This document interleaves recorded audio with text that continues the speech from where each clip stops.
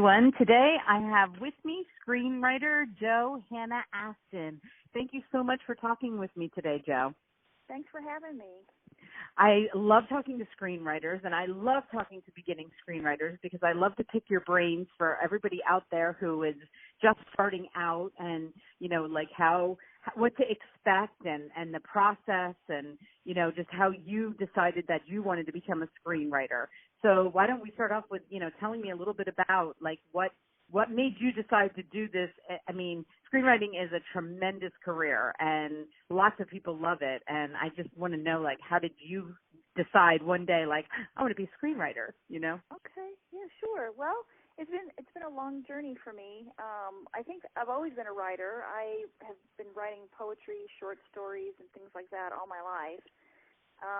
I attempted to write a novel, but then never marketed it years ago, and I went to college for theater and film and TV. So I had the bug early on. I went out to Los Angeles to get involved in Hollywood right after I graduated from college, and then promptly decided to have a baby. And so that took me in a completely different direction. And so for a long time while I was raising kids, that was really on hold. I was still writing poetry. I started a screenplay during that time. I didn't really know what I was doing. It was really just more out of frustration for myself, just writing for myself at that time. And then I waited until all my kids were grown, and then I decided that, this has been nagging me long enough.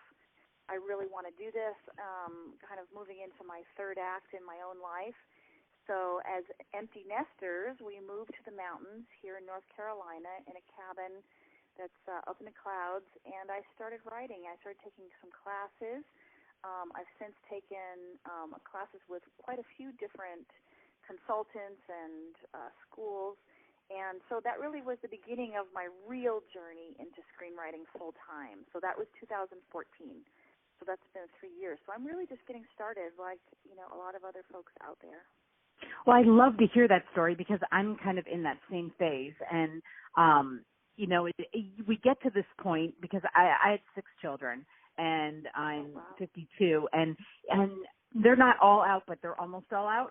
So I'm not quite an empty nester yet, but I do understand that feeling of, okay, I did that, and then get back to, what was it that I like to do again? I forget. Yeah, I have to think about what who am I? Yeah, who am I besides being a mom? And I had other careers as well. I was in nonprofit for quite a while. I was in the music industry for a while, and then I was in real estate. So I've kind of had 3 separate careers, but mostly I've been a mom, and we have 4. So I'm with you. I totally understand.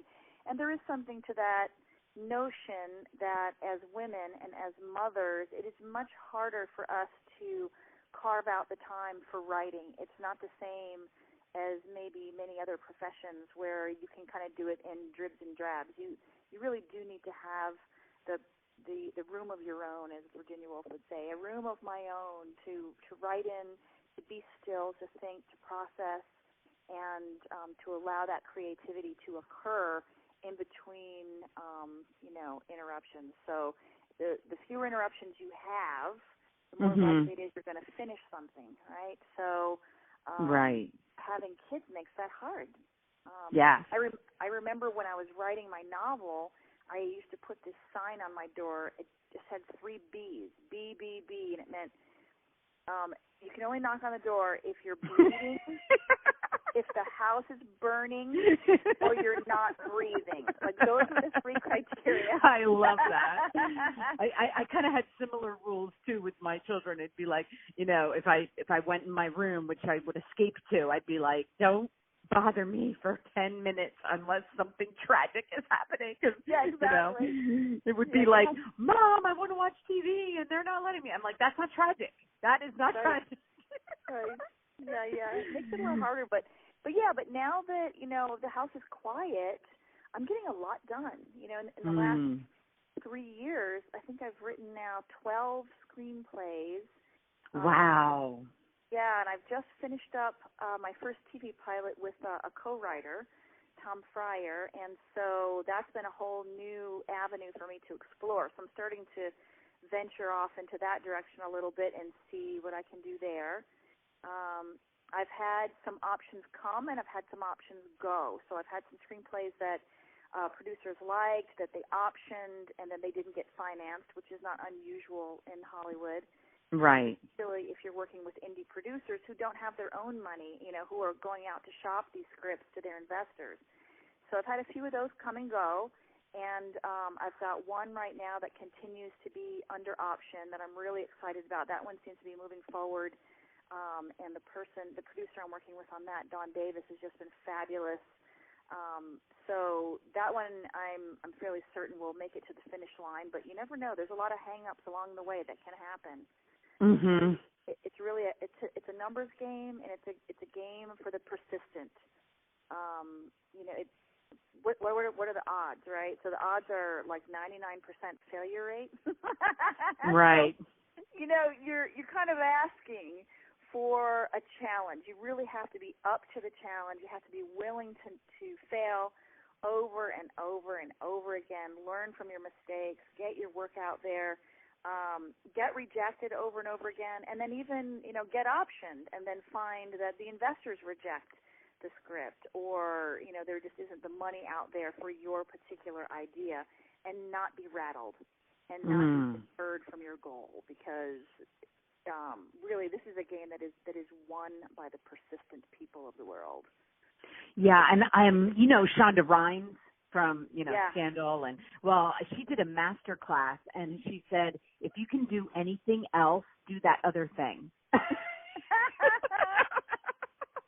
And I always love that because, first of all, I love watching screenwriting classes, and I've never, I love it as an art form. I love reading them. I love talking to people who are screenwriters. I mean, authors, it's different because I read their books, and it's a whole different thing. But screenwriters, I just love the art of screenwriting, and I just love talking to screenwriters because I know that it's not that easy. It is a very difficult thing, but it's an art form, and it's a way of writing that is so unique and something you can always just learn to be better and better and better, and your scripts can always be better, and so you really have to love the process. For me, I really do feel like I'm 52 years old. Me too. I've had some I've had some accomplishments in my life. I feel very settled at this point in my life. I don't really feel like I need the money or the recognition I don't need to succeed in maybe some traditional marketing sense in order for me to feel good about the work I'm doing, because every day I sit down to write, it's a good day. I'm enjoying myself. This is what I'm going to do for the rest of my life. It doesn't really matter to me whether those screenplays sit on my hard drive or in a file cabinet forever, because the joy that comes for me in this process is when I'm actually writing. It's the creative process itself. And it's great for me and my husband. We sit down, we talk about these stories, we laugh. It gives us both something to mull on and entertain us as a couple, and it scratches that creative itch that I have. So if they get made, great. If they don't get made, great. You have to almost be willing to concede that you may end up writing for many, many years and never see your work on the big screen. Right, but the joy you get from it. Yeah. Yeah, I love hearing the passion. I can tell, it's just the joy of telling a story and finishing it and being proud of what you put down on paper. Yeah. And that's awesome, because I think that that's exactly where you have to be, in order to go through those ups and downs. And I've talked to plenty of screenwriters who they say it's like a roller coaster ride all the time, because you can't just have one project out there, because if it's just about one, you could have a great day one day and a horrible day the next day. So, right. It's a numbers game. You have to have as many scripts as possible. You have to constantly be bettering yourself and your craft, and you have to be multitasking, because you're using the right side of your brain to create these stories, but you're using the left side of your brain to create the structure, And then you're using marketing skills and social skills to get out and market your work and pitch your stories and network with other people in the industry so that you can continue to market what you have. So you have to have a lot of different skill sets in order to make it happen, and you do have to keep a lot of projects going all at once, because otherwise it's like anything, like a stock portfolio. You need diversity, and you can't keep all your eggs in one basket because the odds are just stacked against you. So the only way to beat those odds are to have as many as possible and for them to be as good as possible. Mm-hmm. Well, first of all, I want to compliment you on your website. I'm looking at it right now. I mean, I don't know who you got to design this website, but it is, you did. I mean, it is absolutely the most fun website. And I go on a lot. And when I first started scrolling, I was like, wow, how did you do that? Like, and I'm not a website designer, but I love the first page of your website with that girl walking down, that is amazing. And so eye-catching, so beautiful. Yeah, the video was just more or less, it's just a metaphor for me saying, hey, come with me. Come with me into this wilderness, into this creative wilderness that I'm creating for you. I want to tell you a story. Come with me. So that was the idea there. Yeah, and most of my scripts have, those kinds of themes, wilderness themes, living in solitude themes, struggling alone, struggling with secrets, struggling to find yourself in a world that's unfamiliar. Those kinds of themes keep popping up. Motherhood comes up a lot for me in my scripts, and fringe dwellers, people who live on the fringes of society, So Hell's Canyon, most of that script takes place in Hell's Canyon, which is the deepest canyon in the United States. It's not the Grand Canyon, it's Hell's Canyon in Idaho. And most of it she's alone. So it's really about her personal journey to come to terms with her past, her feelings, her guilt, and to come out the other side and be able to move forward in her life. She's stuck. So I find I'm not an action person. I've written some thrillers, but they don't do a whole lot for me, Mm-hmm. I kind of did it because it was sort of like, yeah, this is the thing to do, write a thriller, But really, it's not where my heart is. It's not where my heart is. My heart is in exploring the internal world that people face, the struggles that we don't talk about with each other, so that those people who read my work or see it hopefully someday on the screen will be able to say, you know what, I feel that. I don't talk about that to other people, but I feel that too, that thing, whatever it is, that sense of dread or that sense of guilt or hope that I know something will happen when I know it never will, or whatever it happens to be. I want people to not feel alone in the world. I want to reach from inside of myself and say, hey, look, I feel this way too, so that they can walk out and not feel so alone. I think that's one of the things that people struggle with in this world a lot, is a sense of loneliness, even though we're a planet that's overpopulated by millions, billions of people. And more connected than ever, supposedly, through social media, but still. Still emotionally isolated, yeah. Mm-hmm. It's true. Well, true intimacy is difficult to find. Doesn't matter right. how many people there are in the world. So sometimes we have to find intimacy with people that we've never met, maybe intimacy with a screenwriter who is talking to you through the screen that says you're not alone, it's okay. Mm-hmm. We all feel that way. So Hell's Canyon is in pre-production right now? Mm-hmm. Because, first of all, the pictures of these movies, which is why I had told you, like, I thought they were already out because you have, not everybody does that. I mean, the pictures that you have for these are just amazing. I sense an artist in you that likes to, really show what, because so much is shown in that picture as opposed to just putting it on a blank page and having a title and, So I can tell that you do a lot of thought goes into that, you know? Yeah, I do. I like to communicate with an image that just sort of gives somebody the tone and the feel of the script before they walk into it. So yeah, so Hell's Canyon, she's in a cave, right? Mhm. The cave is shaped like a heart, and she's looking out over a canyon in which she's above the clouds. And so I can't really tell you the full plot of the story, but I can say that it's a very mystical journey. She's on a very mystical journey, and so I wanted to get that. I wanted to get that across in the photo. That this is not just about. This is not a survival story, a wilderness survival story. This is a mystical journey, an emotional mystical journey. So, yeah, I like playing around with those images. Yeah, so I love that picture. I hope they keep that. I hope they do. Yeah, I mean, I don't know how much control you'll have over that, but none. None.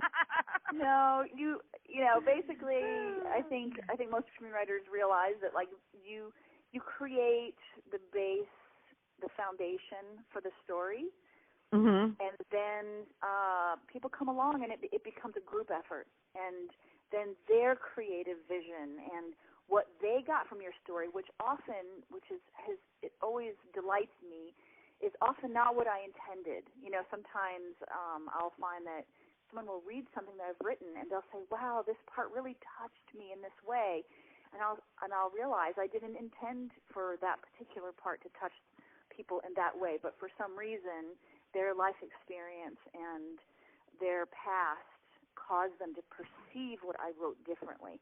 So I have to be ready for that. When directors and producers come on board, they bring their own experiences, their own pasts, and their own feelings into the process, and then their perception. So it will change. Hell's Canyon will change, as more people come on board and they start infusing their creative energy into the project. It will change and morph and become something probably similar but different than what I wrote, which is fine. That's part of the beauty, I think, of film, is that it's a collaborative medium. It's not like a novel. You don't have total control over what message even necessarily you give to the audience. So you have to have some trust. You have to be willing to let go of control and be willing to take a ride down a very fast-moving river, and you don't know where it's going to end up. So there's some faith. You have to have some faith in there too, and hopefully you find the right partners. I've certainly had my share of people where I mesh very well with their vision as well, and then there's a kind of a synergistic energy that comes from those conversations in which it's greater than the sum of its parts, the people working together. And then I've had other experiences where it's the opposite. It breaks it. You have people with divergent visions, divergent values, and then things will fall apart. So you have to be ready for both of those things to happen. And you can't know until you start really collaborating with somebody. How is this going to work out, Are we going to click? Is this going to mesh? Are we all going to agree? Is there that sort of like mystical creative force that is going to lift us all out of our own heads and our own egos into this creative plane? Or are we going to all fall down in the process because we can't agree and tear this thing apart, tear it to shreds? So either one can happen. Well, I also love the titles too. I can tell, like, I just, like every one of these titles, I was like, wow. I mean, a lot of writers have a hard time coming up with a title, but I really love, like, Moon Garden. I love that. And Soul Justice. I mean, I just love the titles of these. And so when you say, like, when they're up here as available for people to look at, like, what do they do? Do they get in touch with you and say, I'm interested in reading that script? I'm looking to make a movie. Okay. So that's what they, all right, I see. Yeah. Yeah, I generally, I'll be honest, the website doesn't really attract producers. They're not out there looking on the web, I don't think, for ideas or for scripts. I have to really reach out. But then if they do, once I do reach out and say, I have this script, here's the idea, here's the log line, if you're interested, let me know. They may go over to my website and have a look first before they request a script, but probably not. I've never actually asked anybody if they've done that, but I think it's a great idea. I know that there, to get somebody to do that, I guess does take a lot. Like they'd have to really be actively looking. But I do like the idea of it. You never know. Yeah. You never know. It suits my ego, I think, more than anything else. To have a website, it's kind of for me. But in order for me to get my scripts read, I do have to pound the pavement and pick up the phone and send out my query letters and do my pitches on the phone, to get people interested in reading those scripts. And then when they get the script, they don't get the graphic with it, so they just, they're just getting right. That's what I'm script. saying. I really I love the I think that helps, because when I saw the graphic, I'm like, now that's interesting, and that's why, I was like, I want to watch these. Where can I watch these? I'm like looking them up. Hopefully someday they'll be made. Oh, I hope so, because I was like gonna, sit down, have some popcorn, watch some movies. I thought it was but you never know with that. I mean, what kind of advice do you give for somebody who's like, all right, because it's really interesting. I interviewed Richard Walter, and he is a screenwriting professor at UCLA. He was one of my first interviews, and I said to him, what do you, if somebody like me, I was a mom, what's your resume? Mom. Right. Of course I did other things before I was a mom, but, after doing mom for 30 years, the other stuff you kind of forget about. But I said, what do you suggest for people my age that say, you know what, I want to write some screenplays. I think I'm a good writer. And he was like, absolutely. As a matter of fact, you can probably be a better screenwriter, because you have had some experience under your belt of life, and storytelling, that a 20-year-old may not have, and he said he gets a lot of older, I say, I don't look at us as old, but you know what I mean? Like he gets that in his classes, in his night classes, he gets a lot of people our age. And, so that's what we have. That's what we have as we get older, right? We have stories to tell. And we each have our own unique life to draw from. And the more life experience you have, the more ideas you're going to have, the more story material you'll probably have. And as a mom, as a woman, the older you are, the more attuned you're going to be with human nature. You will have raised children from the time that they were born and watched all the nuances of what makes a human being do what they do.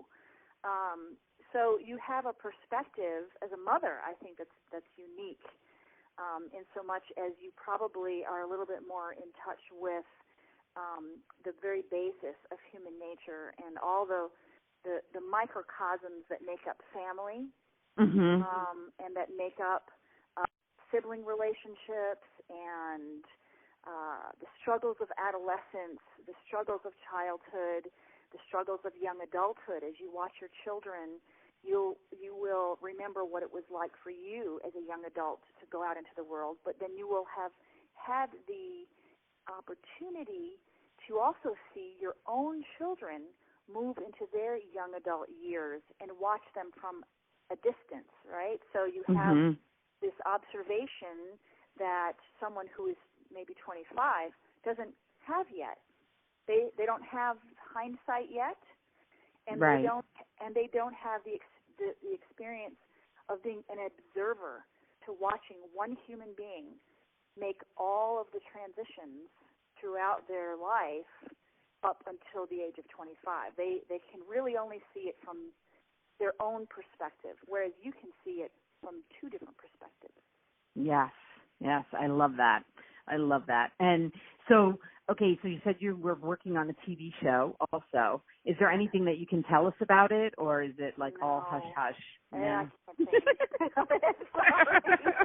I can't say I can tell you that I'm very excited about it, that we have a very complex and compelling female protagonist Mhm. who will face some challenges that are unique. So I'll just say that. Well, and it was interesting that the guy I was talking to earlier today, who's a screenwriter, he was telling me that, and he didn't ever write any TV, but he was telling me that the thing that he found in talking to people about TV is, they always want to know like 5 seasons in, which he always struggled with. And, as opposed to writing a movie, it's like, okay, where is this show going from start to finish? Did you also find that to be different than, writing a movie? Oh, yeah. It's far more complex. Yeah, it seems like it would be to take a character through all of that and make it interesting enough, Right. Yeah, well, with a feature, you basically have your protagonist, right? And you maybe have a few subplots. Right. With a TV series, you may have more than one protagonist, but usually one.